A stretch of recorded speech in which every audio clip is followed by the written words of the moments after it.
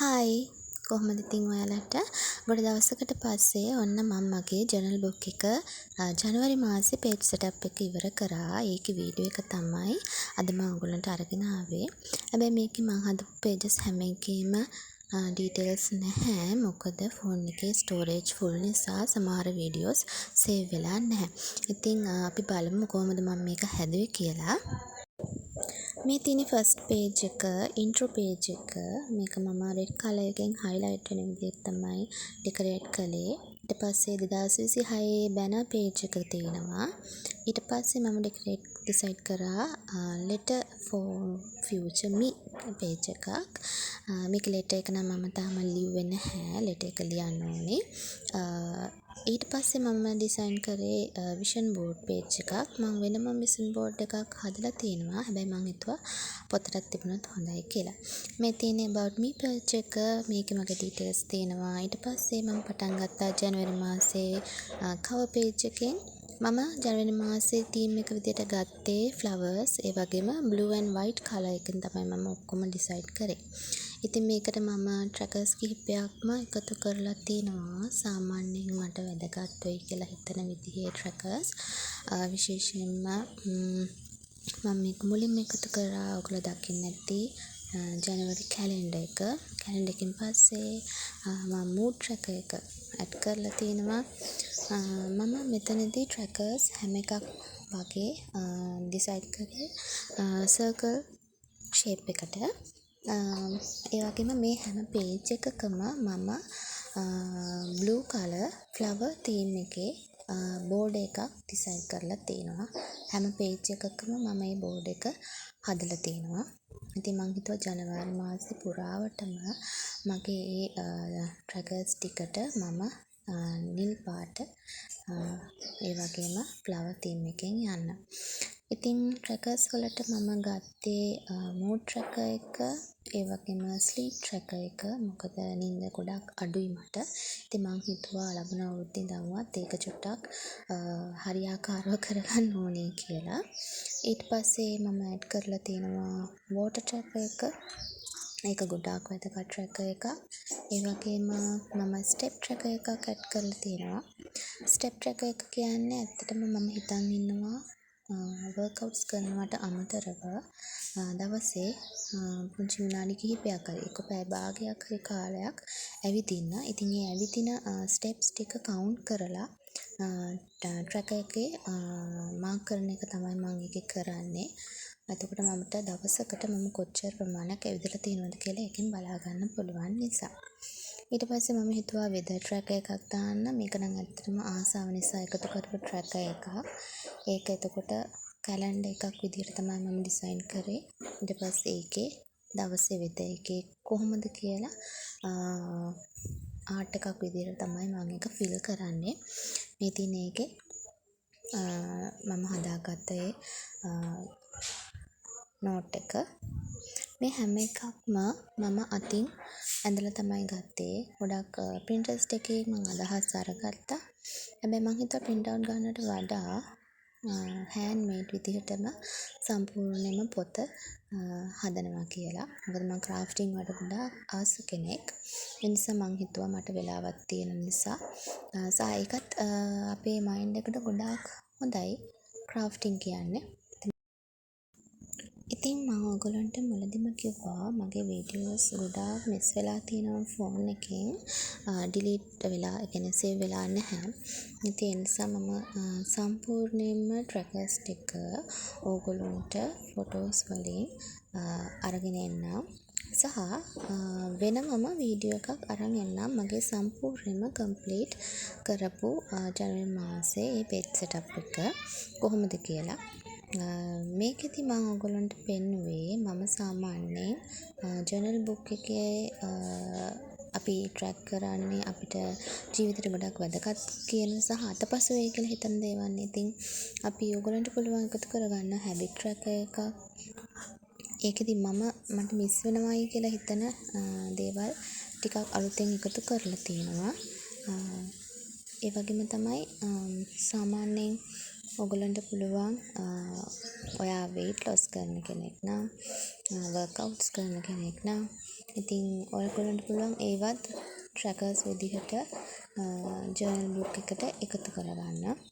ඒ විදිහට මම පේජස් කිහිපයක්ම එකතු කරලා තියෙනවා මගේ හෙල්දි එකට ගොඩාක් වැදගත් වෙයි කියලා හිතන විදිහට. weight loss journey එකක ඉන්න නිසා මම හිතුවා මම කලින් ඩයට් කරනවා, වර්කවුට් කරනවා, ජිම් යනවා. සතියෙන් සතියට වගේ මම මගේ weight එක බලනවා. හැබැයි ඒක මම කොහෙදවත් මාක් කිරීමක් කරේ නැහැ. හැබැයි මං හිතුවා අලුත් අවුරුද්දේ ඉඳන් මට ඒක හොඳ මෙමරි එකක් වෙයි කියලා. මගේ පටන් ගැනීමේ ඉඳන් මං කොයිතරම් දුරකට මම මේකේ දියුණුවක් වෙලා තියෙනවද කියලා බලා ගන්න පුළුවන් කියලා හිතපු නිසා මම weight loss කරන ජර්නි එකේ මෙමරි එකක් විදිහට මම weight loss page එකකුත් decide කරලා තියෙනවා. ඔයගලන්ට ඒ වගේ ඔයගලගේ ජීවිතයේ ඔයගලන්ට වැදගත් අමතක වෙයි කියලා හිතන දේවල් මේකට එකතු කරගන්න පුළුවන් හරිම ලේසියෙන්.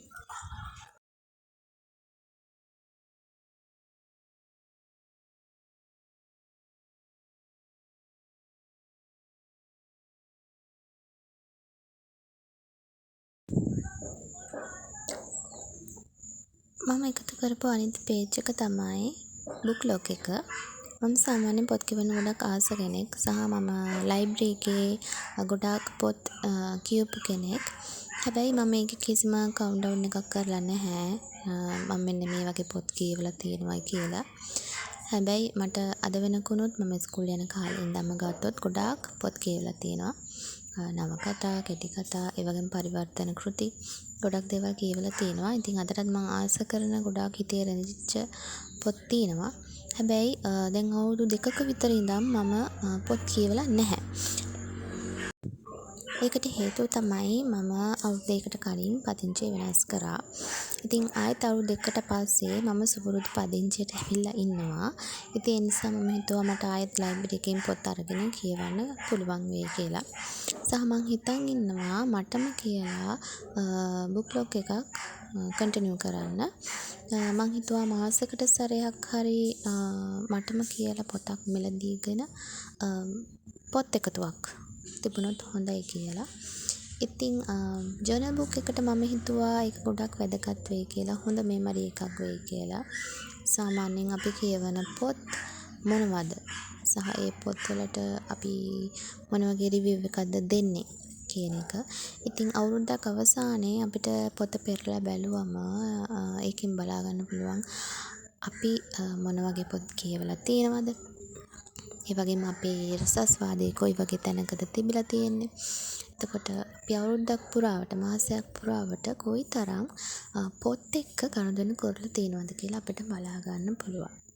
ඉතින් ඒ නිසා තමයි මම හිතුවේ ඒ බුක් ලොග් එක අවශ්‍යමයි කියලා මගේ ජර්නල් එකට. ඊළඟ එක තමයි මෙන්න මේ ඔයගොල්ලන්ට දකින මූවි ලොග් එක. සාමාන්‍යයෙන් මූවිස් බලනවා නම් අඩුයි. ඒ කියන්නේ ටෙලිවිෂන් බලන්නේ නැහැ. ඉතින් ෆෝන් එකෙන් තමයි ගොඩක් දේවල් බලන්නේ. ටෙලිවිෂන් බලන්නේ නැතු වුණාට සාමාන්‍යයෙන් සැටර්ඩේ සන්ඩේ වගේ නම් ෆිල්ම්ස් බලන්න පුළුවන් ටයිම් එකක් තියෙනවා. ඒ නිසා මම හිතුවා මූවි ලොග් එකකුත් මට ඕනි වෙයි කියලා. සාමාන්‍යයෙන් මොන වගේ ෆිල්ම්ස් වලටද අපි වැඩියෙන්ම රුචිකත්වයක් දක්වන්නේ සහ අපි මොන වගේ ෆිල්ම්ස් බලලා තියෙන්නේ සහ අලුතෙන් රිලීස් වෙන ෆිල්ම්ස් අපිට බැලුවම අපිට පුළුවන් අපේ දැනුමටත් ඒක හොඳ දෙයක්. ඒ වගේම තමයි මාසයක අවසානයේ අපිට බලන්න පුළුවන් අපි මාස පුරාවටම කොයිතරම් දුරට සමාජෙත් එක්ක ලෝකෙත් එක්ක ඉඳලා තියෙනවද කියලා. ඉතින් මේ දේවල් වලින් කියවෙන්නේ ඒක මූවීස් වලින්, සින්දු වලින්, එතකොට පොත් කියවීම මේ හැම දෙයක් එකම තියෙන්නේ අපේ රසස්වාදේ. ඉතින් අපේ රසස්වාදේ කොයි වගේ තැනකද තියෙන්නේ තිබුණේ සහ අවුරුද්දක් අවසානයේ අපි කොයිතරම් දුරකට ඒක දියුණු කරගෙන තියෙනවද කියන එක ඔයාට බලා ගන්න පුළුවන් මේ වගේ දේවල් වලින්. ඉතින් ඔයත් ඔයාගේ ජර්නල් බුක් එකේ පේජස් ටික ලස්සනට ඩිසයින් කරන්න. ඒ වගේම ඔයා කැමති නම් පුංචි කමෙන්ට් එකක් දාගෙන යන්න. ඔයා ඔයාගේ ජර්නල් බුක් එකේ තීම් එක විදියට ගත්තේ මොකක්ද කියලා. අපි බලමු ලස්සන ජර්නල්ස් අපි දකිනවා YouTube එකේ. ඉතින් මේ තින් මගේ ෆයිනල් ලුක් එක. හැබැයි මේකේ pages in details මම ඕගොල්ලන්ට අරගෙන එන්නම් වීඩියෝ එකක්. ඉතින් මේකේ සම්පූර්ණයෙන්ම වීඩියෝස් ටික නැහැ ඩිලීට් වෙලා. ඉතින් මම ඔක්කොම pages ටික ආයෙමත් වීඩියෝ කරලා ඕගොල්ලන්ට අරගෙන එන්නම් ලස්සන වීඩියෝ එකක්. එහෙනම් එතකන් හැමෝටම thank you. ඒ වගේම හැමෝම පරිස්සමෙන් ඉන්න.